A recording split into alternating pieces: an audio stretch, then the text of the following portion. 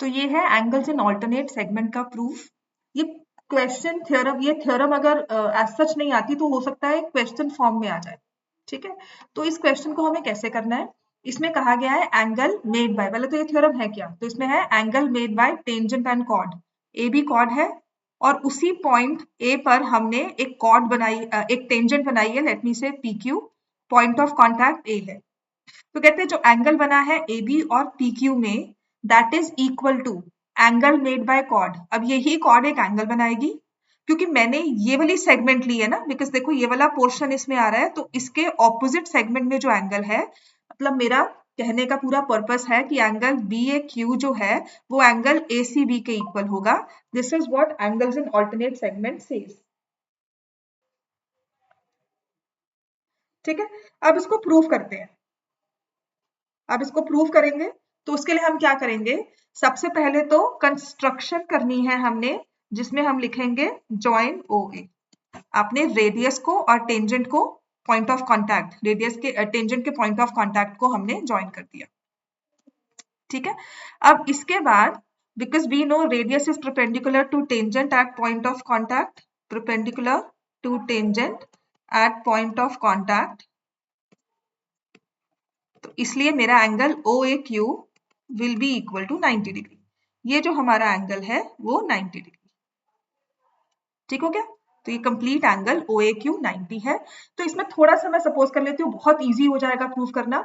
Late me say angle B A Q as X, let angle B A Q को हमने x degree suppose कर लिया। आप इसमें OB को भी ज्वाइन कर लो। अब क्योंकि ये कंस्ट्रक्शन है तो हम इनको डॉटेड ले लेंगे। हमने लाइन OB को भी ज्वाइन कर दिया। ठीक है, और उसको भी हम डॉटेड ड्रॉ कर लेंगे बिकॉज ये हमारी कंस्ट्रक्शन। ठीक हो गया, तो ये मेरा angle B A Q x है और मैं कह रही हूँ एंगल ओ ए क्यू है 90 डिग्री। तो बात को समझो कि हमारा एंगल ओ ए बी किसके इक्वल हो गया, 90 माइनस एक्स। ये वाला एंगल, ये वाला एंगल मेरे पास आ गया 90 माइनस एक्स। अब क्योंकि triangle O A B isosceles triangle है, क्यों है आइसोसेलेस ट्रायंगल, क्योंकि OA इक्वल टू OB है, therefore angle OAB will be equal to angle OBA। तो एंगल OBA भी मेरे पास आ जाएगा 90 माइनस एक्स, ये वाला एंगल भी आ गया 90 माइनस एक्स। अब ट्रायंगल AOB में एंगल सम प्रॉपर्टी लगा लो। ठीक है, हम लगाएंगे एंगल सम प्रॉपर्टी और सभी एंगल्स सभी एंगल्स पुट कर देंगे, angle OAB plus angle AOB plus angle OBA, ये 180 डिग्री के इक्वल आ गया।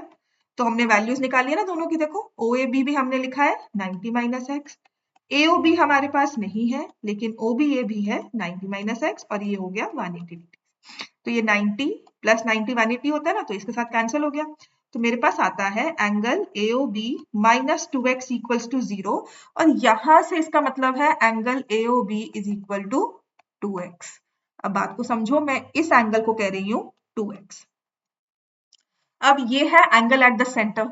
तो नाइन्थ की थ्योरम अगर हमें याद है, angle at centre is two times angle on the circle. Same arc ने, सेम कॉर्ड ने जो एंगल सेंटर पे बनाया है वो डबल होगा उसी सेम कॉर्ड ने या आर्क ने जो सर्कल पे एंगल बनाया होगा उसका। ठीक है, तो मेरे पास आ गया angle A C B is two times angle A C B is equal to angle AOB। तो 2 टाइम्स एंगल ACB आ जाता है 2x के इक्वल। 2 टाइम्स एंगल ACB आ गया 2x के इक्वल। ये 2 कैंसिल हो गया, एंगल ACB अपने पास आ गया x डिग्री।